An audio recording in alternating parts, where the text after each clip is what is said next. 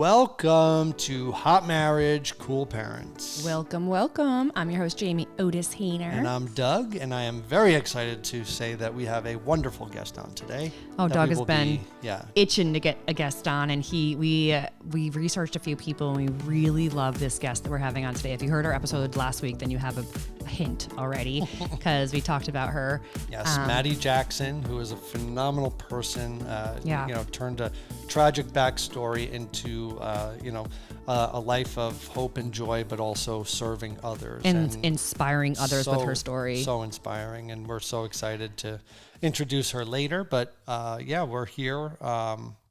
I forgot what I was going to talk about. Well, that's not good. I think we should do a 5-star shout out, because that's what I wanted to get to. I got to tell you, I'm so thankful for those of you who have taken the time out. I mean, I know that even some of you will listen to this and then go back to your computer later and write the review, or back to your phone later and write the review. And it genuinely means the world to us, because obviously everyone's time is precious. And even the fact that you're thinking to write the review and just reach out to us and say hello, I mean, it means the world to us. So thank you so much. Yes. So this week, we're going to give a 5-star shout out to H. Coln. Okay, Doug. H. Coln. All right. Anyway, HK says, I love you guys. Such a great podcast with real people. Great advice. And Jamie, I'm so proud of you for overcoming and handling everything with grace. My daughter's bio mom, who happens to be my sister-in-law, is addicted and struggles so hard to conquer it. We took her youngest at age 6 and adopted her, and she is now 23.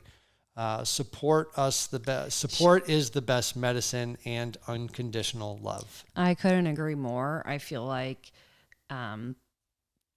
in all ways of life, we're all struggling with something, right? And all we should really do is try not to judge and to support and love. Mm-hmm.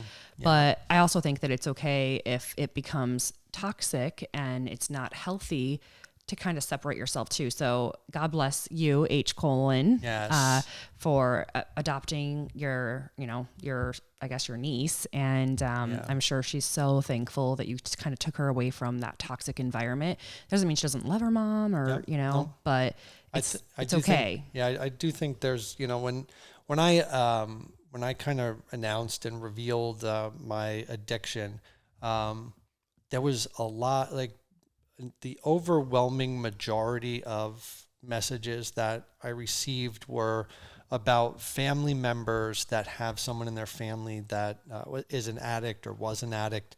And the theme that I always caught on to, and a lot of the recovery stories and the ones that kind of had a happy ending, were stories where family stuck by them. There was love and support.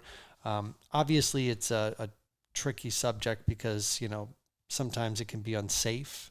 When Jamie says, a toxic environment, if you have kids or, you don't want to bring that into the house. But for a lot of people, recovery is really dependent upon the people around them and support that they have around them. And I think that, any way that you can help, even just being there and showing some support and love, I think is always a recipe for a good, happy ending. Yeah, but I think it's also safe to say that even sometimes when you do show that support and the love, it may not be enough. I just would hate to say that, then someone supported and loved someone who ends up overdosing or is still addicted. And it's so complicated, and the one thing that we can't do in this world is control other people and their thoughts and their actions.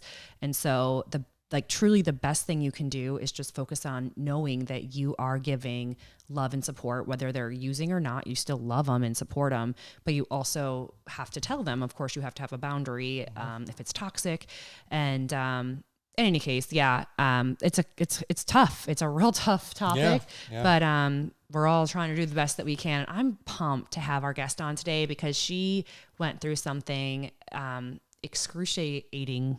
I can't imagine a more painful event than being, in my 20s, happily married, just got married, off on vacation, and then my new husband, who I haven't been married to for a year, trips, falls, hits his head, and then lands in the hospital and is comatose or in and out of, and then unfortunately passes and now you're in your 20s, you're a widow. And I mean, you're within the first year of being married with each other.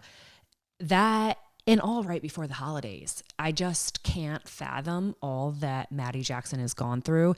And what really is the most inspiring about it is that she writes a book about like inspiration and hope. And she has a podcast about inspiration and hope. And it's like, she is someone who has a lot of reason to just kind of be woe is me and kind of just decide that she just wants out, like she just wants to do the bare minimum in life, but instead she's taking her tragedy and turning it into messages of hope and inspiration. And I think that's my kind of people. I'm like, that's right. I mean, we all have something. And if we can try to help and inspire and serve others with whatever it is we're going through and however we made it through, that's like the ticket to life. And so I'm pumped to have her on. I feel like I'm excited. I feel like she's going to have such great advice for us. And just her story is really, really meaningful and heartfelt. So I'm excited for those of you listening to hear. Yeah. And we are preparing to fly back up to your family's neck of the woods. Yes. And update celebrating your grandma's life. Yeah. So update on that. My mom has honestly been like a different person since my grandma has passed. And noticeable over the phone. Yeah. Me listening in. Like I haven't seen my mom and I was actually thinking that today. I'm like, it's definitely been months and months and months, but I'm like, has it been 2 years? Like several years? When is the last time I saw my mom? I don't even know. It could have been a year, actually. It could have been. I don't know. It's been months and months and months since I've seen my mother. Yeah. And I'm taking her out. First of all, she's home and I know where she is, which is amazing because usually I don't know where she is. And so I don't even know how to contact her, but I know where she is. She's home and she's very responsive now. Like usually I would send her a text and I wouldn't hear back. I would call her. I wouldn't hear back. She's very responsive now. Like when she responds is within like 2 hours now. And I'm like, wow, Mom, like she's just like a different person. And she said, I got matching pajamas for all of my nieces, my nieces, I'm thinking to myself, like my nieces. So like for Natalie, Rylan, and Henley, they're all like the same age range as far as like her grandkids. So she got them matching pajamas. She got the boys, which are Trevor, Jamie, and Hendrix. They're kind of the same age. She got them matching pajamas and she's so excited to have like a little movie night at her place. And it's like, my mom is like really wanting to be part of our family now again. And it's nice. Yeah, it's really amazing. And it's just going to be interesting to go up there and see my mom at a point where she's kind of, she's just lost her mom. Her birthday was recently. My grandma's birthday is coming up. That's why we're going up there, is to celebrate her life on her birthday. And it'll just be interesting. I'm trying not to get my hopes up or have too high of expectations. I was going to say, because a lot of when we first got together, it was, there were times where, it seemed like your mom was going to be, just more present and responsive. And you always took the stance of, you stay guarded. Yeah. And you were extremely guarded when we first got together as far as your relationship with your mom. But I think after having kids, there was a change, and there was a change in how you would approach, because it was almost like you were like angry with her for so long, and anything would just set you off. And it's just nice to see you at a place where you are taking baby steps, and you're not as guarded, but rightfully so. You should kind of protect yourself. It's almost like I've let my guard down a lot, and I'm like, wait a second, Jamie, like, should you really be letting your guard down this much? Because it's a cycle. Like, unfortunately, it is a cycle. And so then you start letting your guard down, and then you get hurt again. But I'm trying to tell myself now that it's okay to let your guard down and to love her, like where she's at, and also know that it's very likely and it's okay if she disappears again. Like, let that happen if that happens, and try to love her and support her exactly where she is. But also, at that point, then unfortunately she wouldn't, I don't want drugs around our kids. And so she wouldn't really be around our kids, and that would be a shame, but that's a decision that she would make. And so that is the struggle of all of that. But anyways, right now I'm taking some advice that we learned in the podcast with Matt. We just interviewed Mattie, and one of the things she said is, focus on 24 hours. Like just focus on 24 hours when you're starting to feel overwhelmed and all the things are happening. 24 hours. So I'm focusing on 24 hours. Good for you. But I'm excited because we are flying up to see her, and we're recording this early. So by the time you hear this, we'd already have come back from, or we'll be on our way coming back, really. But I'm excited to go up and see her. And of course, next week we'll follow up. And actually, I asked my sister if she would want to be on the podcast. So next week we may have either my mom or my sister. I'm not cool. I can't tell you, you listening for definite. Yeah, because like we're not even up there yet, but I was thinking it would be really cool to invite them on the podcast and to just have like a conversation with them. So you've had your sister on before, like early on when we first started the podcast. So it'd be nice to catch up. My sister Amy Lynn is Jamie's mom, and we've talked a lot about Jamie's what's happened with Jamie. So for real fast, for those of you listening or aren't sure, so Jamie's my nephew. He was named after me, and I'm so proud of that. It's such like the biggest honor I could ever think of is my sister Leah named her daughter Rylan Nicole. My middle name's Nicole, so she named her daughter after me, and then my sister Amy Lynn named her son after me, and it's just very, very sweet, and it's such an honor. But anyways, and we named our kids after 70s rockers. Same. No, we did not without name our even kids. Realizing it. Yeah, that was not on purpose. Yeah, somebody was just like, "You mean Jimi Hendrix and Don Henley?" We were just like, "Oh, yeah, no, we did not plan that." But okay. But are we putting something? Is God telling us that our kids are supposed to be musicians? I mean, we already chose the name for our next baby, which is Janice. But we did. Yeah, Janis Joplin. Oh, well, yeah, that went way over your head. I think I could have picked a better name. Yeah, like Joplin, maybe like Walsh or something. But who's Walsh? Joe Walsh. Who's that? No. Okay, never mind. Well, anyway. Our guest today, Mattie Jackson, her dad's Alan Jackson. So I don't know, I guess Joe Walsh, you said. I wouldn't know necessarily who Joe Walsh is, but I know Alan Jackson. And you don't know Alan Jackson. I don't. Which is wild to me. Yeah. But needless to say, I'm excited for this week with going up to see my family and kind of hopefully getting either my mom or my sister on the podcast, and then just kind of chatting with them and sharing that with you. And I'm really excited for our guest today. She's a great one. We literally just interviewed her, and so I think we should probably just get right to the interview. Yeah, let's bring her on. It was such a good interview. So I hope you enjoy it. Yes. So we on Hot Marriage Cool Parents are so excited. Not only to introduce another Family Made Media member, Podcaster.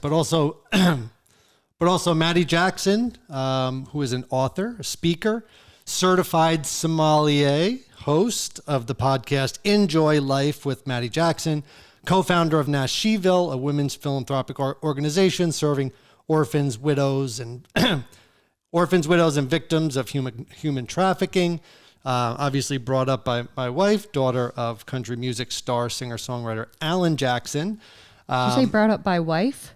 You mean like my... Brought up by my wife, country music stars Alan Jackson. I'll take it. No, but I think Doug meant that I'm genuinely like, I mean, who hasn't ever heard of Alan Jackson? If like country music, he's genuinely country music's king. It's like him, George Strait. There's a few of them that have been around forever. Garth Brooks. I mean, they're like, Garth Brooks was actually my first concert. But anyways, moving on to Mattie Jackson. Yeah. That's funny. But I certainly want to get into kind of where you are currently, talk about your podcast, and certainly get to your book, Lemons on Friday. But I also did want to kind of dig into your life before marriage, and kind of leading up, and just to give a little background. So Mattie, you got married to your husband, Ben, at 28, and less than 3 weeks before your first year wedding anniversary, Ben suffered a traumatic brain injury and suddenly passed away, which can throw anybody's life upside down. I mean, when you're making plans to live the rest of your life with somebody, and then life just gets turned completely around. I kind of want to hear it from you and your story and leading up to that. Yeah. So I did get married. We were both 27, and then you're correct, right before our first wedding anniversary was when Ben had his accident and passed. And it was just really such a freak thing. And it really is one of those things that, you know, whatever your big thing is, you think like that would never happen to me, because why would it? I mean, this was not, you know, car accident. This was not, he wasn't like a professional athlete. Like, we were in Florida, you know, for a long weekend, and had been out on my dad's boat, and y'all live in Florida, right? No? Yeah, we do. Where were you in Florida? So we were in Palm Beach. Okay. And you know, pop-up thunderstorms all the time. So there's pop-up thunderstorm. We go to get back on the boat from the marina we were at. And Ben just kind of ran over to like help some of us get up, and his sandal just hit the steps getting back up on the boat. They were wet, and he slipped and fell back and hit his head on the dock, you know, which was concrete. And you know, obviously we were alarmed. We went over to make sure he was okay, and he kind of did fall out, you know, of consciousness for a second, but he came right back. So even at that point, you're like, okay, like concussion, maybe we might need to stay here for a couple extra days. And there were two off-duty EMTs at the same arena, the little tiki bar there. And they came over and checked him out, and they were like, yeah, this could just be a lot more serious than it looks. You need to get him to the emergency room. And I mean, again, I don't know any of the hospitals. I don't know where we are. We've been on a boat for 2 hours. Like, I think we were actually up in Jupiter at this point. And so they helped me, which was such a grace from God at that moment. And they, you know, arranged an ambulance. They said, this is a hospital that has the best neuro, you know, surgery program, like sent me there.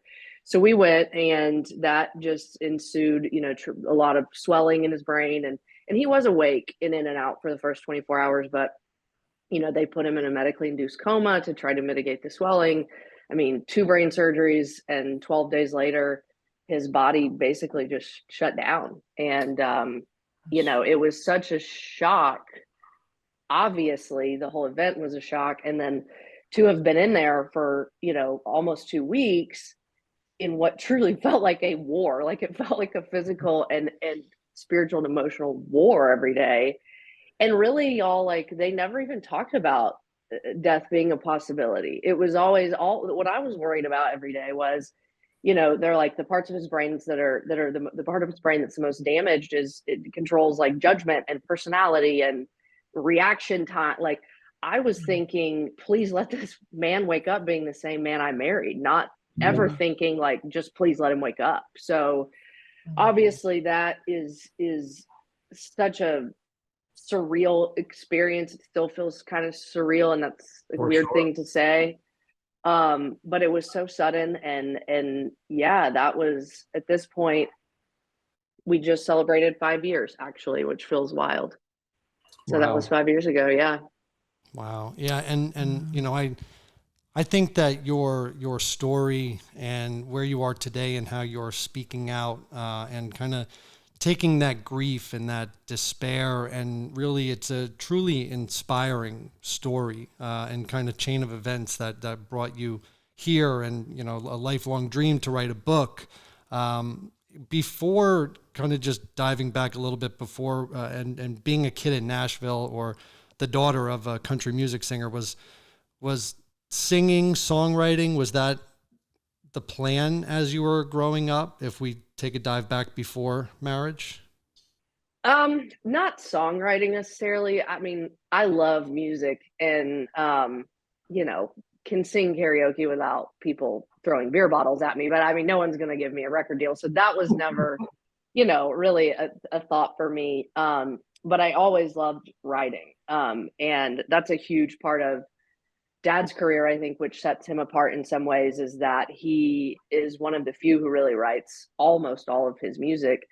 And so I felt that, I think, gift and desire from an early age. And when I went to college, really, honestly, what happened is very cool, is he was shooting a video, and before they do these videos, that you have to write what they call a treatment, which is basically like a miniature screenplay with no dialogue. And so I was studying creative writing in college at the time, and Dad was like, hey, if you want to write a treatment, like, I'll throw it in the mix. He's like, I won't tell them it's you. I'll put a different name on it because I don't want them to pick it for that reason. But so I did, and they picked my treatment, and I got to fly to Tampa. I think they shot it in, and like work with the director on this whole thing. And I was like, man, like, That's is what awesome. Wait, so what song was it? I'm sure I probably know it. It wasn't a big hit. It was called It's Just That Way. I want to say it was probably 2009-ish, 9 or 10 when that happened. But it was such an incredible experience. And I was like, this is for sure what I want to do with my life, and just love people and stories. Like, that's why y'all do what you do. You get that.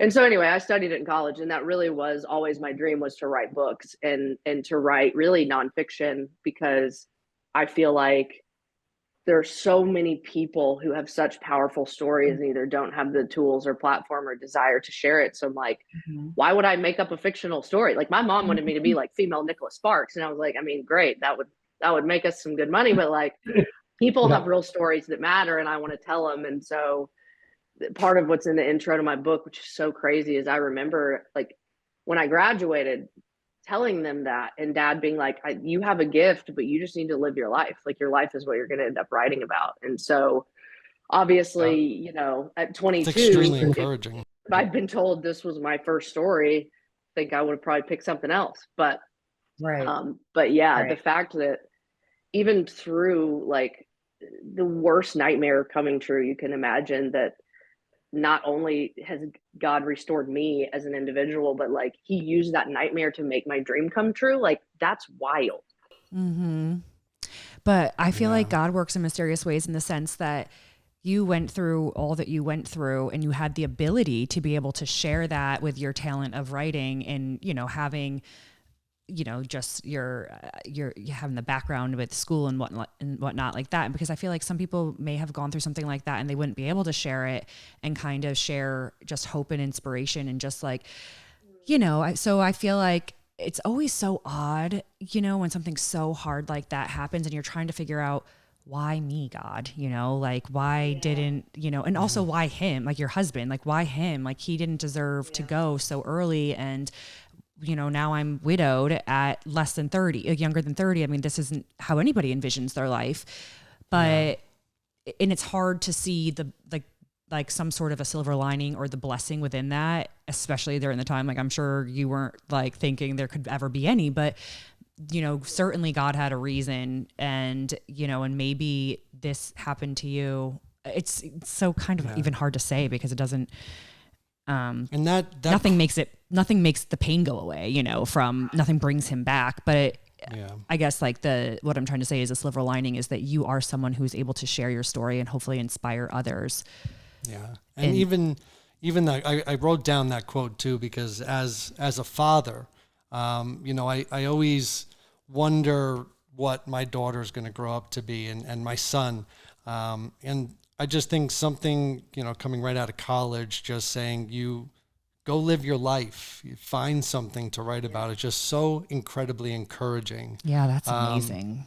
And from there, was it from there you then opened up a wine bar? Was that sort of the process so there? I moved to Austin, Texas right after college for literally no reason, except that I was 22 and single and had an English degree, so no one was offering Why me a not? job. It was really fun. So I got a job in a steakhouse for cash, and because it's a steakhouse, there's a big wine presence and a lot of wine training and stuff. And I had been to Italy once and really loved it. And we did do some stuff in Tuscany and was really enthralled by the whole process and the tasting. And I've always been into food and cooking. So that's a natural sort of addition. And, but didn't know anything about it. So when we started doing that, I think the seed had sort of been planted in that way. And I just like loved it. I mean, it's so academic. Like, people are like, oh, of course you love it. You get to drink for your job. It's like, no, I mean, yes, but no. Yes and no. Yeah. Yes and no. It's like historical and scientific and artistic and like relational, you know, and everything about it. I just loved learning. I've always been a nerd. I love to learn. And so I kind of fell in love with it and ended up pursuing my sommelier certification there in Texas. And just, you know, Nashville was always going to be home to me. And so I did that there. And then I interned for a winery in Napa for 6 months, like worked in the cellar, like cleaning tanks, like pouring sulfur, shoveling grape junk with a bunch of old men and me. And it was nasty and amazing. And I loved it. And then I was like, I want to come home. And at that point, Nashville it was like on the front end of its big boom. It wasn't quite like it is now. That was 9 years ago.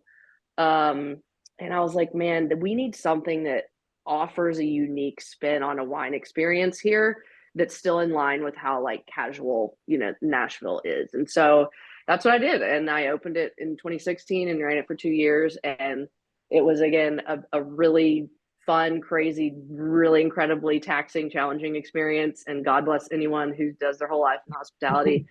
It'll wear you out. And so in the midst of that time is when Ben and I met and got married. And so that was fun because he was a big part of helping build it and support it. God, he had to come in and bartend some nights when people called out. He had no idea. I would think he gave away probably $1,000 worth of stuff. But he had the personality for it. But yeah, so I did that for 2 years. And then honestly, it was a bit of a financial decision to close.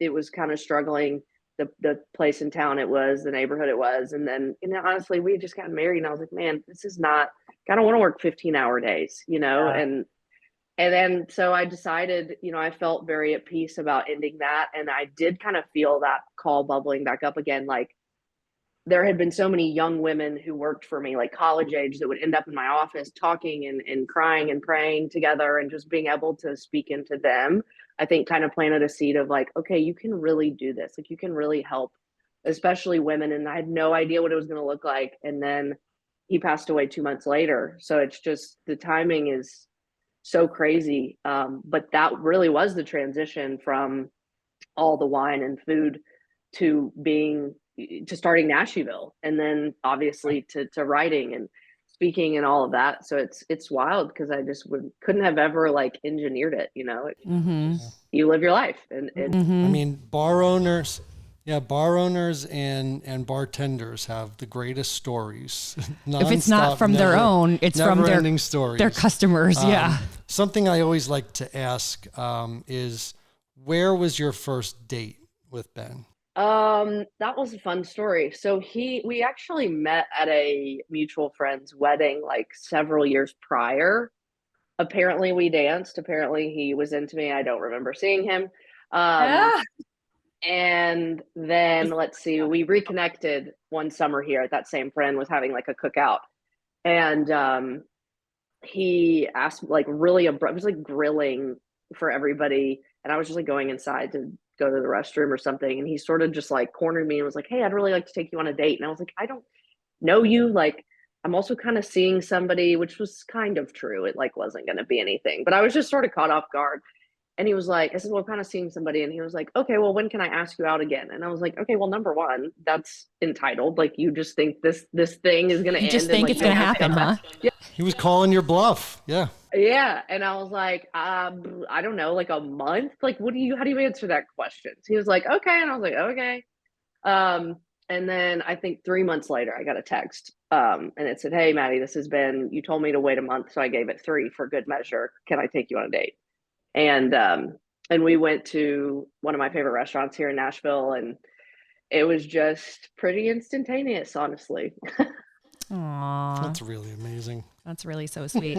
And I see you're married now. So, what is that like, if you don't mind me asking, being such a young widow and navigating all of that, and then, going into like, because I mean, you had in-laws, and I'm sure you're part of his family and they were a part of yours, and then now he's no longer here and you're trying to date. And so how do you navigate that? If God forbid anyone else is going through that, like, what does that even look like?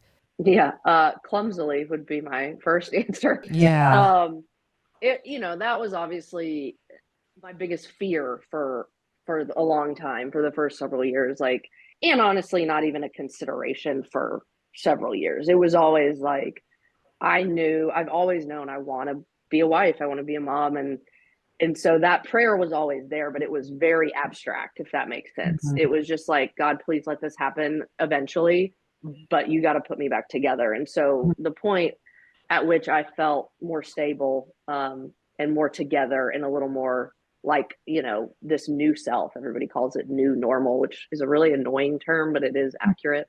Mm-hmm.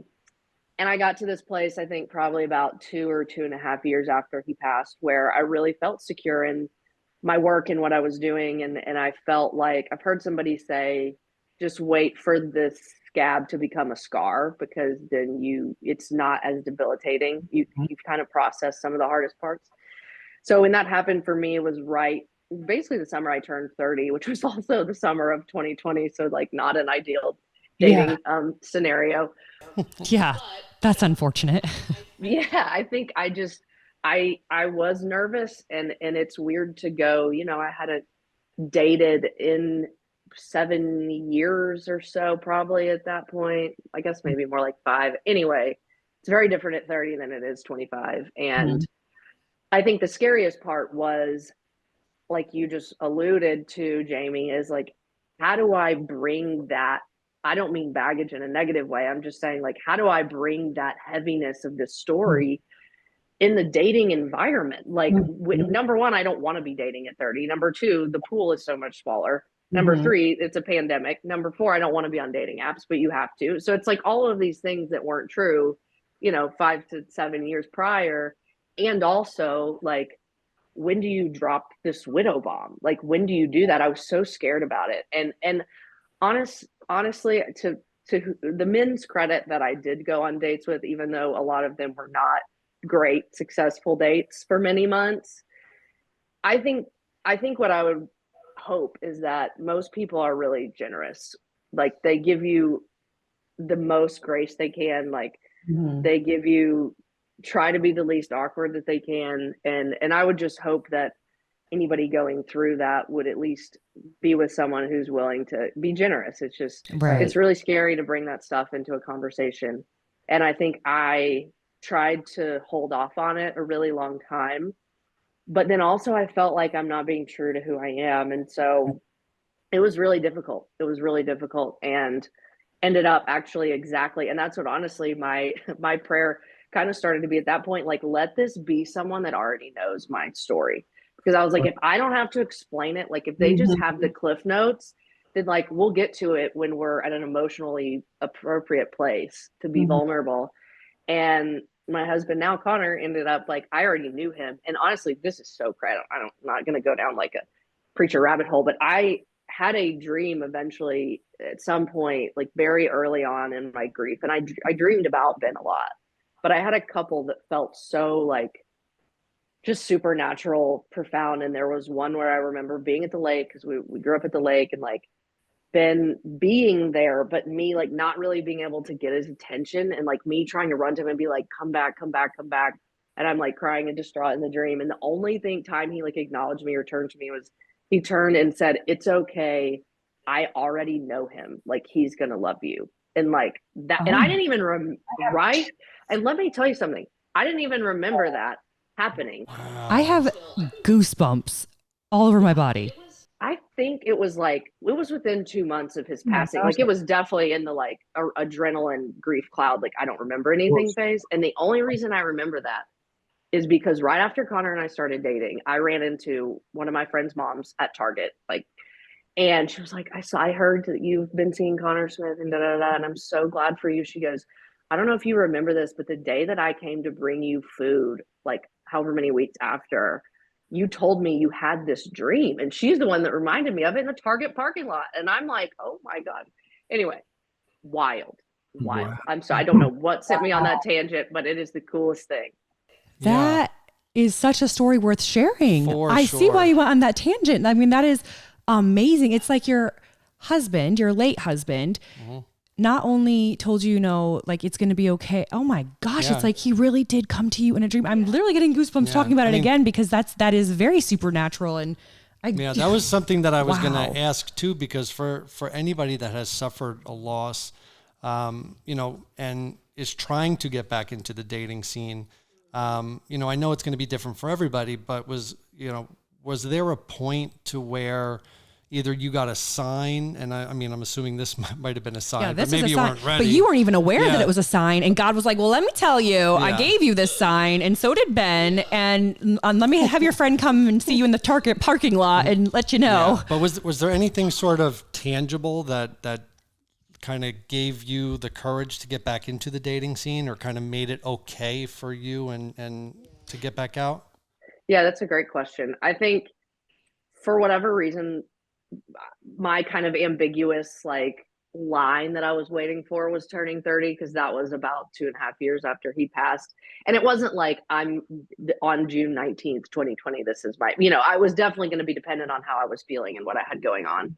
But it was sort of like, okay, I've survived. This is a new decade. Like, I need to start taking these steps. And so that was just sort of something, whatever, anyone, if you have like sort of a tangible goal that's like, okay, even if I'm a little scared, this was sort of, I'm going to put my foot back in the water or whatever. But other than that, what I was going to say is, I don't know how to explain it. And I don't know that this would be the same if it wasn't a death. Like, and this was helpful. I had actually several friends going through divorces at the same time. So we sort of were navigating that, like, reentry, like loss of a marriage, reentry. But for me, it was different because they had to heal, the specific friends I'm thinking about, like, heal from the betrayal that they're feeling and that fear of reentering, where that's not what I experienced. So it wasn't necessarily distrust or fear. It was, I had to get to a place, and I remember very specifically when this shift happened, because there was some anniversary or date or something that, those are so heavy, and it's like the anxiety building up to them is often even worse than the day of. But there was some occasion like that spring, and I don't remember exactly what it was, but I remember the feeling so well, because people were, of course, checking in on me. How are you today? Like, how are you feeling? And there was this shift from, on those days, on the anniversary days or the special days, or even days when I was just thinking about it and we're looking at pictures, where the sadness became a slightly secondary emotion to the, like, thankfulness that I felt. And that was the emotional shift that I remember really palpably feeling. Like, obviously I'm still sad. I'm always sad. Like, it's been 5 years this month, and I sit and I mourn that this person who's amazing can't be here with me in my life, like, and can't meet Connor. Like, but it wasn't like a romantic sorrow feeling as much. It still was, but it was like that shifted from being the dominant feeling to being the secondary feeling. And the dominant feeling was, man, that was so awesome. Like, we were so awesome. And so when it felt a little more like thankfulness and a little less like sadness, I was like, I think this is where I start to try. And I feel like that's probably when that open wound became a scar. I mean, it's not gone forever, of course. And I'm sure those anniversaries are still so incredibly hard, but it's the scar rather than the open wound that's like bleeding still. And so that really does all make perfect sense. Yeah. It really does. And it's kind of, there's no time frame on it. You can't be like, oh, yep, in 2 years. But I do see how you kind of set a goal for yourself, maybe like subconsciously, like 30 years old, I'm going to try to, like, get myself together and, kind of just move on a little bit if I can. And if I can't, that's okay too, but let's try to do this at 30 years. And then you did. And so, and also your late husband really, like, in the sweetest thing, and literally chills with that story, because he gave you permission. He told you who it was, or, like, in a sense, you know what I mean? Because he said, you already know him. And then you started dating this Connor guy, and then that person in the parking lot. I mean, that is honestly, like, the most amazing thing about having a relationship, I feel like, with God, and knowing that, death is just something, right? Like, it's just something hard to wrap your brain around, because it's like they're here and then they're not. And where do they go? And, like, also us, we are here right now, but one day we will not be. And where do we go, and how do we carry on? And everyone wants to believe, of course, that there's an afterlife, but I'm sure everyone also is kind of like, is there really? Mm-hmm. But then when you have a dream like that, and when someone else hears of this, it's like, remind you, like, yes, this is real. And, there really is, like, there is a heaven, and you will meet with your loved ones who you've lost. And so I'm so happy you went down that quote unquote tangent, because that was like, I mean, chills. Yeah. That's amazing. Let's just pause right there, because I want to talk about a brand new take on toothpaste called No BS toothpaste. What do you mean, a new take on toothpaste? So No BS toothpaste is a fluoride-free dehydrated tablet that you put in your mouth, you chew a couple times, and then you brush normally. So this was formulated by a dentist to provide a minimalist toothpaste without sacrificing on efficacy. Only 13 super clean ingredients and no BS. Get it? See what I did there? Good for you. But no sulfates, no parabens, no microplastics. And because it's made without water, it eliminates the need for a lot of the preservatives found in traditional toothpaste. And unlike most fluoride-free brands, No BS is made with the safest remineralizing agent, nanohydroxyapatite, which is a lot to say, but it's not only proven to be as effective as fluoride, but it makes it the safest choice for mothers and mothers-to-be and breastfeeding mothers and kids. So plus the tablets are pre-dosed, so there's no worrying about using too much or too little. It comes in a glass jar, so there's no mess, no crinkly tube, and no getting your toothpaste confiscated at the airport or having it explode all over your clothes and your luggage. Definitely happens. So to enjoy 15% off your first month's supply of No BS toothpaste, go to betterbiome.com. That's BetterBiome.com and use the code HMCP at checkout for 15% off. Biome.com and use the code HMCP at checkout for 15% off a 1-month supply. Let's get back to it. Yeah, and kind of leading up to your book, Lemons on Fridays, I think I saw that journaling, your outlet was journaling. That kind of helped you get through some of that grief. Were there any other things that you did, daily things that you did to help you get through the pain and the grief and of the loss for anybody that may have just gone through something like that? Yeah, well, first thing I try to tell people is if you're in the midst of that, like if you're in the hell of it, it's very easy to spiral one way or the other, either spiral back to the past and like try to get stuck in there, which does feel good and you should reminisce and be thankful, but you can't stay there because you can't heal. Or a lot of people, and I was sort of victim to this, spiral into the future of, you said this at the beginning, Doug, it's like you of course mourn the person who has passed, but you mourn everything else that was in the future in your mind together.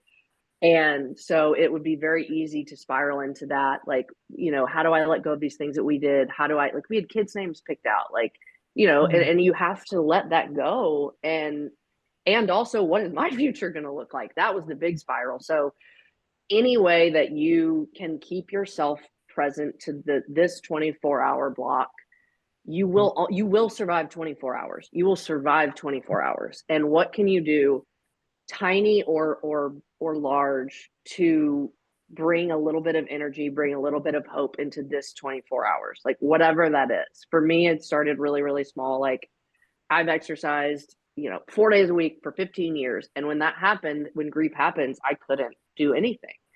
And eventually I was like, I don't need to do a 45-minute boot camp. I need to go walk with my dog for 10 minutes and feel the sun on my face and feel that comfort of creation, and that's enough. And like, I love to cook and I couldn't cook. And it was like, once I started to occasionally do it one time a week, I'm like, you know what, this really is bringing some vitality. This is bringing a little bit of joy. And I think like you just start with those tiny things, and in the darkest moments, those tiny things are bright, like they're bright lights. And then obviously don't do it on your own. Like, I think a lot of us are so hesitant to ask for help. And honestly, I felt like a burden on everybody, or like the Eeyore with the dark cloud, whatever that Snoopy character is, on everybody. And one of my friends at one point looked at me and she was like, you have to stop. Like, if this was me, would you not give a limb to try to help in some way? And I was like, shoot, like, of course I would. So definitely don't do it alone. And this is going to sound crazy, but what I tell people is, if you can be brave enough to celebrate, you have no idea like how that contributes to your healing and just your overall mindset of like willing yourself to hope again. So like his first birthday, so his birthday's in August, he passed in September, and then like the onslaught of all the holidays. So like the first year after was 5 months of hell of these things back to back. So his birthday was the first big anniversary I had, and was just dreading it and so anxious. And it was kind of one of those things where I was like, what would he want me to do? Like, I'm not going to not grieve. I'm not going to not weep. I'm not going to not do what I need to do to feel my feelings, but he would want me to freaking celebrate. So we went to my parents' pool and I invited all these people and we got a food truck and we all drank too much Coors Light because God bless him, that's what he loved. And we put our favorite movie on a projector and we all cried and we all laughed. And like, I was like, I'll be damned if I'm only going to be sad. That was honestly my approach. I was like, I'm going to be sad, but I'm going to do something to celebrate who he was and what he loved. And we're going to have a moment of enjoyment. And I would stake everything on, if you have the courage and you have the people that can support. It doesn't have to be a huge party, but it's like, you know, every year on his birthday, I'll probably drink Coors Light, like eat some wings, you know. And it's like, that's a sweet memory. And it's just a way to, I think, proactively combat feeling so engulfed by the pain. It's like a momentary just glimpse of joy, of light, of hope. It's like when people say you act to make your feelings change. If you act in celebration, you will feel a little bit of joy. And it may be momentary, but dude, I think if you can celebrate that person, it will change the way that you grieve and the way that you heal.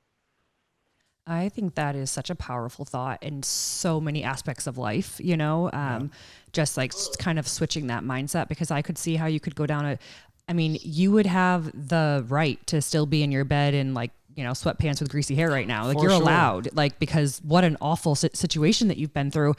But A, would he want that for you? And B, what kind of quality of life is that for you at this point, you know? And so of course, you know, you like, no one would fault you if that was kind of like where you were going with it, but it's really shows your resilience and your strength to be able to celebrate him. And that, you know, all of us, like if we had left our loved ones, we wouldn't want them to be in bed, you know, mourning forever, because you want them to live their lives. And so, yeah, I think that is such a powerful way. And I love how you say like to focus on just the 24 hours, like you can handle 24 hours. What little tiny thing, it doesn't have to be all or nothing. Like you're not going to be back at the gym every single day and you're not going to be, you know, but just like you said, like just a little walk, like some sort of something to make you smile, you know, and lots of Coors Light and wings. Yeah. That's what you're saying. Coors Light and wings. God, I think we kept them in business for a year. Like our whole friends and family. What advice do you have for someone who is witness to somebody going through a traumatic loss like that? And just in terms of if Jamie had, and we suffered a few losses, what was the best way for someone outside to help comfort that person? Yeah, it's so hard. I'll just validate that even after everything I've gone through. You know, I've had close people have some really hard losses and I feel weird. And I'm like, I, of all people, should know how to handle this. And everyone hurts differently. So you sort of have to like gauge from them what they're wanting.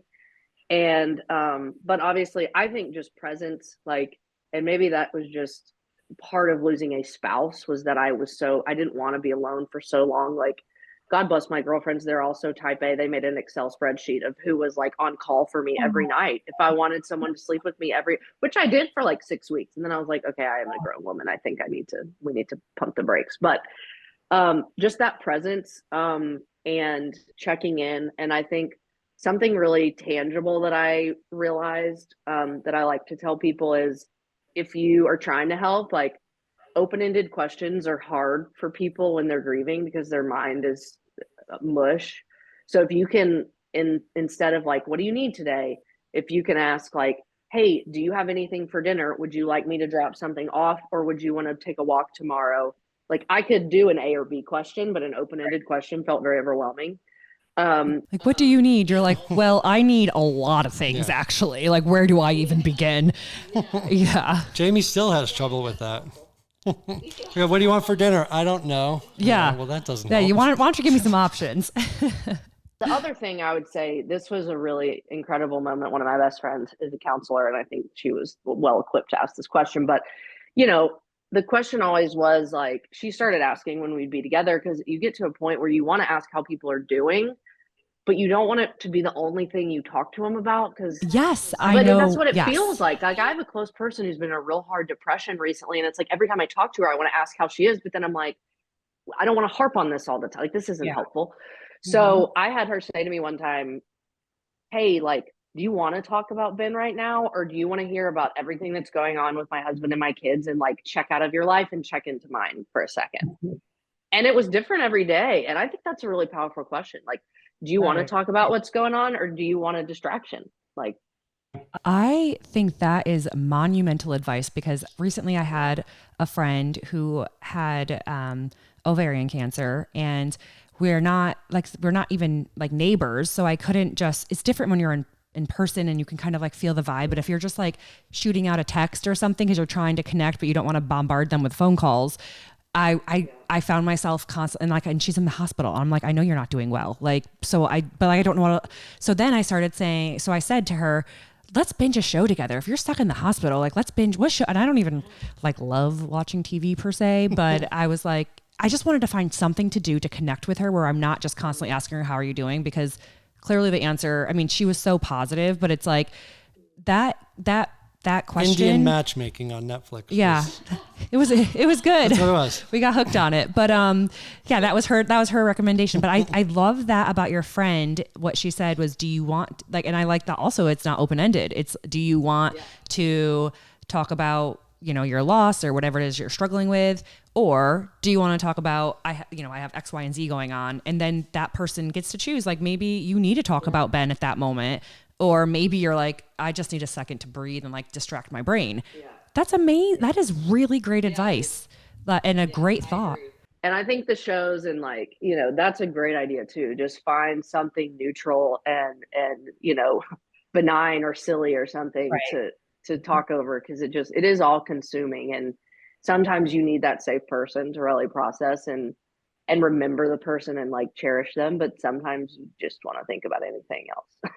Yeah, totally. Yeah. Well, I wanted to ask you a little bit more about NaSHEville because, I just wanted to hear more about like, when did you start it and what's it about? And I'm just so curious about it. Yeah. So that's kind of a crazy story too. So literally in that kind of like 2.5 months, I guess it was 3 months between when I closed my restaurant, and Ben's accident, I got approached by my co-founder, Brooke, who I knew, it was a mutual acquaintance. We weren't super close friends, but I knew her. And she said, hey, like Courtney, our mutual friend, she said, Courtney said you closed the restaurant and you're thinking like you might want to work with women in some way. And I have this idea that I've really been thinking about a lot, and I'd love to share it with you. And we went to coffee, and she's an adoptive mom. So the sort of adoption, foster care, birth mom was really what was on her heart about it. And, she was like, I just want to find some way to serve them and serve women and children in Nashville. And she was like, I was thinking about just doing merchandise and events to raise the funds.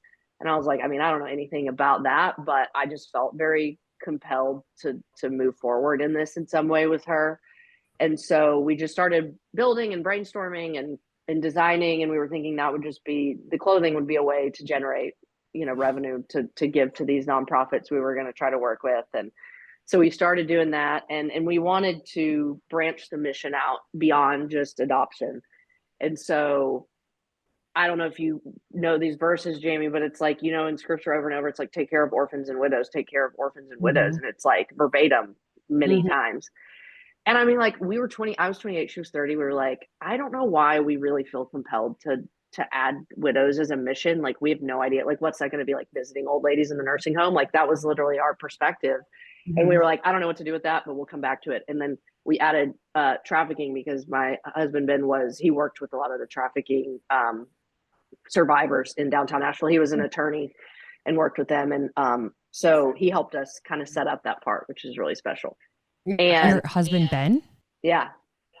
But so prior to his death, he knew about NaSHEville, and he even helped. Yeah, we were building it in that summer after I closed the restaurant and wasn't working, and then she approached me. And so, yeah, he was all in on it. And he was the one like, you need to meet with the women who run the trafficking rehabilitation center in Nashville. And like, you should think about this as your third mission. So it's so crazy. It's such a honor and legacy, honestly, at this point. Yeah. But so that was sort of in place. And then when I was in the hospital with him, we hadn't yet found a nonprofit for widows yet. So there are so very few, and we were getting ready to launch. And then when all that happened, I called Brooke and I was like, you have to find something, like, I don't know what. And we work with 2 widow organizations that are amazing.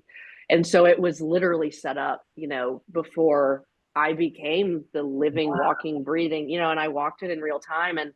And so for me, that was so crucial and so powerful to my healing, because the thing that I couldn't think about living with is if I felt like my pain and his death didn't have purpose. And that was like my prayer all the time. Like, okay, if I have to do this, it better be for something good. It better be for something big. It better be for purpose. And so to have that sort of teed up to walk into was really hard. I mean, I grieved in real time publicly because of our organization, because of who my family is, but it made me feel like my loss mattered immediately. And I think that's what gave me enough resilience to keep doing it. And also there were women immediately who run these widow organizations who became mentors to me, and walked with me through all of this. So, I mean, that was such an incredible blessing to me personally. And then since then, obviously we work with lots of groups, and we've done big fundraisers for nonprofits in all 3 of those spheres.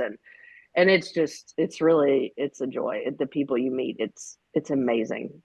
So NaSHEville, it's just wild to hear your story, and then to know that was created in infancy, basically, while you were still married to your husband. And just the fact that like your heart was being spoken about widows and you didn't really understand that. And then, oh my goodness, this is wild. Like I feel like, I really do feel like you have such a purpose in your life, because the fact that happened. And then not only that, but then your late husband, Ben, the fact that he was really adamant about trafficking, and he really wanted you. I mean, he has a legacy, like you said, this is his legacy now. And it's a really remarkable that all of these kind of pegs lined up the way they did. And of course you had no idea at the time, of course. But here you are now, and in an odd way, it's like God gave you different avenues of help and understanding, like the whole fact that you had access to these mentors when you were a widow grieving. I can't imagine, like, where do you even turn to look? And also when you're in the midst of that, you don't even want to look, you don't have the energy to look. And so the fact that you had those, probably in your phone, those contacts, or at least you knew someone who did have access to them, it's really remarkable. And it's really incredibly selfless and inspiring. And because something that really stuck out, and I was never really a church goer. My family and I, we would go on Christmas Eve. That was when we would go to church as a Presbyterian, and church was a big part of Jamie, and more or less her escape. But some of the most recent services that we went to at our church here was about serving others, and how incredibly it's just the energy and what you put into the world and serving others, the impact that it'll have on you. And, just the fact that you are utilizing your platform and your voice and your experience to serve others and serve others is just absolutely incredible. Yeah, it really is. So thank you, because I'm sure I don't know anyone, but I do. I know someone here who, there's many widowers that are unfortunately a little younger, and some with children. And so I can imagine, there's such a need for it. And the fact that you're not, you'd have every right, and that would be fine if you did kind of just not want to share your story and not really want to talk about it because it was painful or whatever. But the fact that you're willing to kind of talk about this very hurtful and, difficult time in order to try to help to serve others and give them any sort of hope or inspiration or any tips. Yeah. So thank you for that, because that's really awesome of you. That's a lot. And it's always that saying, if you try to plan your life, well, God will have other plans. And so why bother? Because, and it's like you tried, coming back to the top of our interview with you, just as a child of the country king, Alan Jackson, and just, you're graduating and you're like, I don't even know what I want to do. I guess maybe I'll go into writing. And then, and it was amazing for your dad to say, what did he say, Doug? Sugar, you got a gift, I think is what he said. Yeah. See if you can get that Georgia accent on it, Doug. Sugar, you got a gift. You got a gift, yeah, Sugar. Interesting. You don't really have an accent. Man, NaSHEville like phases it out of you now, you know? Yeah, a little bit. You don't have an accent. Your dad does? Oh yeah. Yeah. How do you not have an accent? Let's get cocktails sometime. It comes out eventually. I was gonna say, you don't sound like you have an accent, and you are a country girl. It's only when she cusses and drinks wine. That's when it comes That's true, unfortunately. So about your book, because I imagine that there are many people who are going to be very interested in reading it. Is it already out now, or yes. Yeah? So where are people able to find this book? Oh, anywhere. I mean, Amazon, obviously number one, but anywhere online. And yeah, it's a lot of what we've talked about. It started, as you said, Doug, just journaling to process those sort of traumatic emotions. And it really is a kind of an ongoing look at the first couple years, really the first 2 to 2.5 years, of struggling, of never knowing how to feel like sorrow and like depression and all those things that I just had never had any interaction with, and how to do that honestly. Like my bend is to push forward, to stay busy, to like just keep going, just like outrun the worst of it. And with something that huge, you can't do that. And so I had to literally learn how to like grieve and cry, like to get the emotion out so that it wouldn't haunt me, so that it wouldn't, keep me in bed for 5 years, so that it wouldn't come out sideways, which it did sometimes. And so for me, I had to learn that. And so if that's someone's been, you walk with me through like, how do we grieve honestly, but also like make the recurring choice to hope, make the recurring choice to celebrate, because that's what's going to sustain you and keep you from spiraling into, too dark of a mindset. And really that's what the book is like, how do we hold the hurt honestly, and have the courage to keep hoping. And also, if you are a person of faith, or if you aren't, like, how do you get honest with a God that you trust who didn't do what you asked him to do, and let your life fall apart? Like, that was what was hard for me, is I never walked away from believing in God, but I had to really be like, I know you could have stopped this. And how do I keep moving forward in life with you and praying to you and trusting you, not knowing what the outcome's going to be, And so, and it all enriched everything about, my faith in my life. It's like, and y'all have been married 10 years. Like, when you come through a conflict, man, that trust and that connection is so much deeper. And like, that's what it is with God too. It's a relationship, and you can fight with him on the stuff that hurts you. And like, he's never going to walk away. Like, and that's the subtitle, Trusting God Through My Greatest Heartbreak. And it was a battle for sure. Yeah, we'll also leave a link to that. Lemons on Friday, Trusting God Through My Greatest Heartbreak. Also, what is the best dating app for somebody over 30? Yeah, well, you already knew Connor, so we know that you didn't have to use that dating app. But what one did you like most when you were scrolling? Which one did you swipe a lot? I will admit I only went on one date from an app, and it actually, to an encouragement to anyone, he was the best guy that I dated besides Connor. Like, he was so much more normal. Like, I was expecting not that. What app was it? It was Bumble. I think it just made me feel like, I think that's why they made it. Obviously, it makes me feel safer. The woman has to initiate, but my friends that are single use it. They use Hinge too. I think those are probably the main. There's ones that people pay for that are and I'm just like, it's not my vibe. Yeah. And then, so your podcast, Enjoy Life with Mattie Jackson. Well, one thing that I wanted to mention too, because a lot of it is joy and finding the joy in life. Do you feel like, going through everything, do you feel like joy and positivity is a choice? Yeah, I do. That's a lot of why I have this show. Like I said, I love stories and I love people, so it's just fun. Y'all know that. But I think once I got done promoting the book, I was talking to my family and friends and just saying, like, I know there's more for me. I've seen the power of being able to share experiences and speak hope into people and break isolation. And I'm like, but I don't want my story to be all about the grief. Like, that's not where my life's going to end. That's not where I want the story to end. And I was kind of like, what would be my goal if people sat with me for an hour or went on a trip with me for a week or had coffee for 30 minutes. Like, I want them to feel joy. Like, I want them to know that joy is a choice. And I realized that one of the refrains in the book ended up being that joy and pain can coexist, because I felt that and discovered it over the course of like fighting for it. And that in spite of the fact that we have so much less control than we wish we had over most things, right? What happens to us and around us, that we can control our own agency to choose things that will bring joy.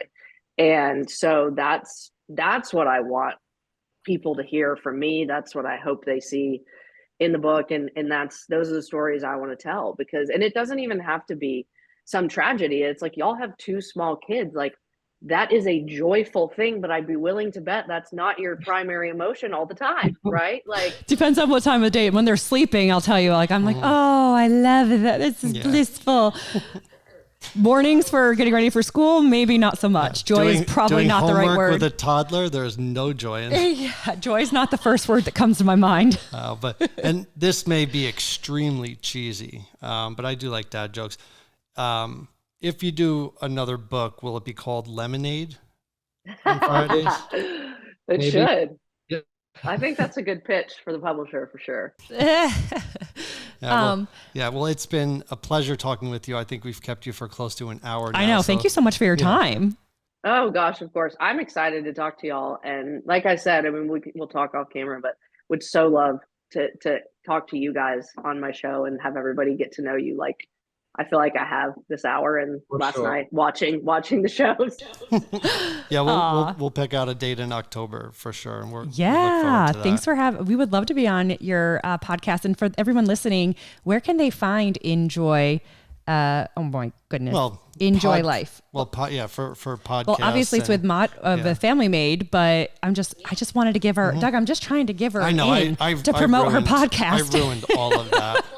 I'm trying to give her the plug. Like yeah, geez. Tell us who you are and where we can find you. You're right. Enjoy Life podcast. It's INJOY, like living enjoy. And it's on Family Made Network, as y'all are. And anywhere you listen to podcasts. And my website's MattieJackson.net. That's sort of a landing page for all that. And then I'm just Mattie Jackson on Instagram. So.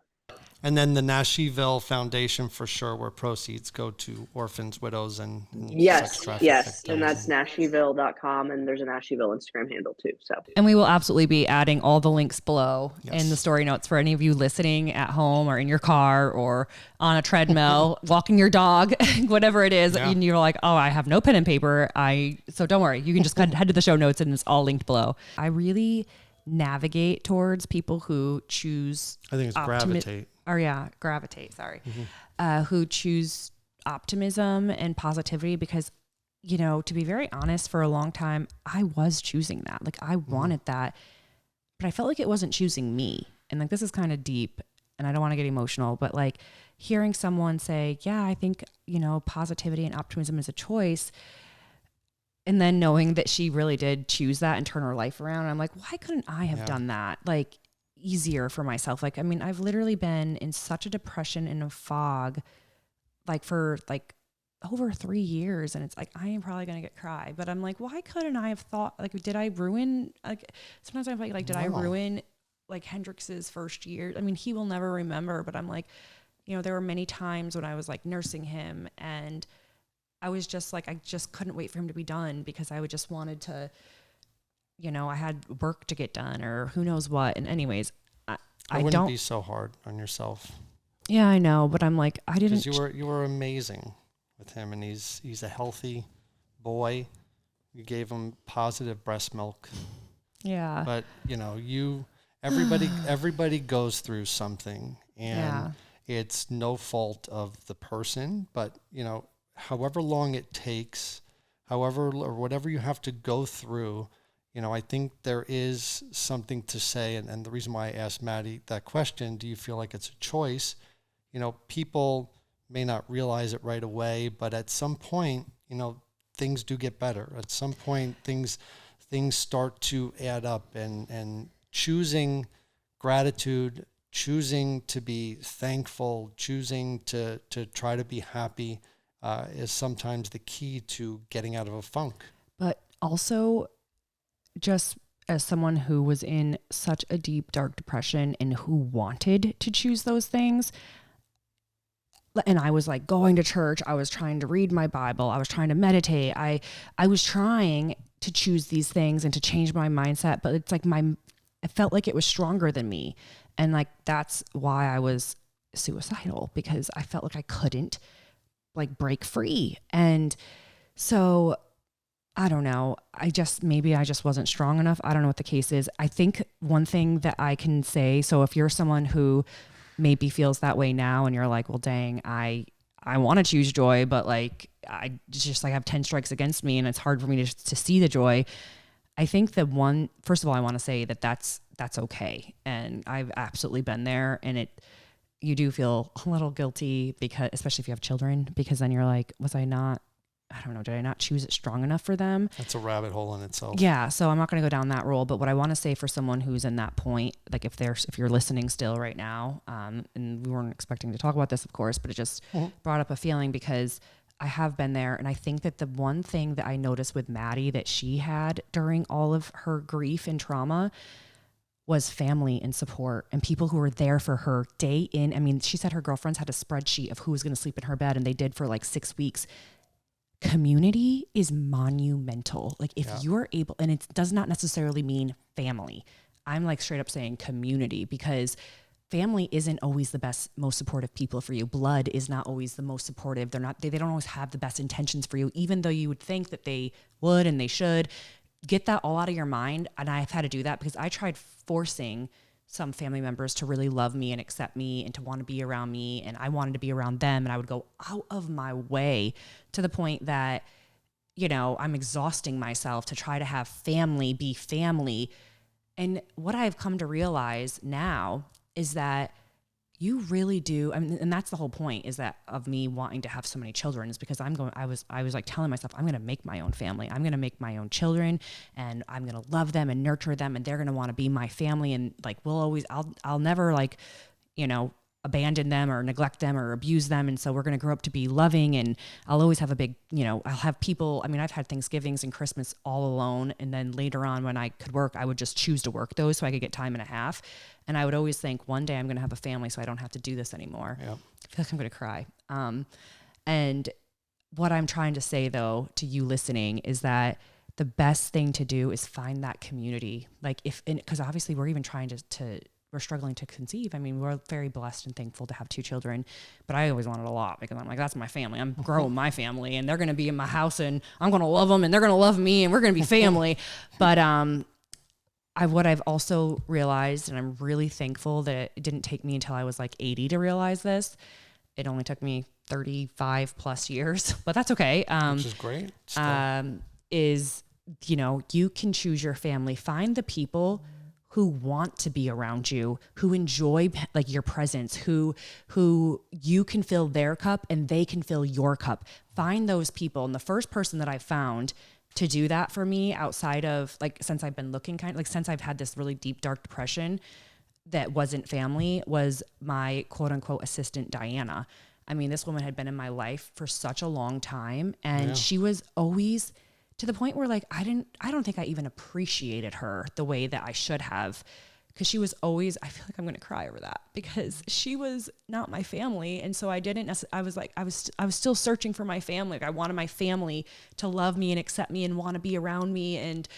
And meanwhile, Diana's just always there for me when I needed a shoulder to cry on, just always there for me, and would come fly down. I mean, just always there for me. And like, to me, that is family. And so, it may be the most unlikeliest of friends. You wouldn't think, someone that you've hired would become like your best friend. Yeah. But just keep your eyes open and your heart open. And also, Diana and I are so like astronomically different in the sense that, I don't know, like she is, I don't know, like we're not really actually that different now that I know her better, but I thought that we were so different and that we wouldn't be best friends, but we're actually really kind of a lot more alike than I ever thought. I mean, when you don't have that, it's sometimes really tough to recognize it, like when you don't have that in your life, it's tough to realize, some of the people that you have around you. Yeah. You know, and who wants to be there. So, well, and that's the thing too, is that you also, like, who you invest in will, like, hopefully will invest in you as well. And so, but what I'm trying to say about Diana is that I felt like she invested in me even when I didn't invest enough in her. I mean, I was just paying her to do her job, really, but she invested so much more. And so now, I mean, she's just such a gem. And I feel like Ruth now, who comes to the house, is like very quickly becoming family. I mean, she really cares for us. And so, any case, what I'm trying to say, all of that to be said, is just basically for you listening, if you're like, I'm stuck in that deep, dark despair and I'm trying to choose positivity, but I'm having a hard time, there really is truly hope. And it's not as easy as just trying to choose positivity every single day. I'm sure even Mattie would say that, but even just to ask somebody just be there, you know, just come over, don't say anything, just I need somebody by me. But don't also, you know, ask for support and help, as hard as that is can so be. hard. But what I'm trying to say though is really be open to and looking for the people who love you and want to be around you, and appreciate them, and then love them and be around them. And that is how you build your community and you find your family. So all of that to say, and I think that, I mean, I was reading the Bible. I was, you know, going to church. I was trying so hard to, you know, meditate and be a good person, work out and change my diet and all the things. And I was still so depressed and stressed. And I just was like, am I ever, there's no way out. But what I didn't have, the one thing I didn't have was community. I had a great husband. I had great children. I had enough money in the bank. The one thing I didn't have was a stronger relationship with God. That's probably clear. I was just starting to go back to church and whatnot. And I feel like going to church really helped me realize even that that the one thing that I was missing was that community, and just having people in my life who genuinely care about me and my family. And I know they'll still be there. So needless to say, that's a long-winded, you know, I guess I just was, you know, just after that interview, I was, cause like, it kind of made me really sad to think that, you know, maybe I should have chosen joy, you know, but I did try. And well, I also think that what I took away from Mattie was, regardless, or, you know, take this advice or not, but I think what was extremely powerful was stay in a 24-hour block. You know, if you live in too deep into the past, you can start to question every single action that you did. Yeah. And that is a never-ending You're absolutely hole. right. That's a really good nugget. That 24-hour block is what you need to go through. Yeah. And when I went to one of the meetings that I went to as like an AA meeting, something that really stuck with me was, you know, people that were really in the thick of it. It was like, you know, a lot of people will say, you know, you can't do drugs for the rest of your life. You can't drink for the rest of your life, which, you know, it's like telling someone that's depressed, like, you know, don't be depressed, or it doesn't help. But what you can start to change is your mindset and say, you know what? No, I just can't drink today. I just can't do drugs today. Live in that 24-hour block. And instead of saying you can't, say, I choose not to. Yeah, I'm not going to. I don't do that anymore. And you can really trick your brain into like believing that. But yeah, no, she had so many, I mean, she is amazing and she has such a powerful story. And I hope you guys enjoyed it. Yeah, I hope you enjoyed it. And Doug was like itching to get a guest on, and I think she was a great guest. For like the past few weeks we haven't had any guests, and she was a great one. So hope you enjoyed it, and we will talk to you soon. Bye. Love you. Bye.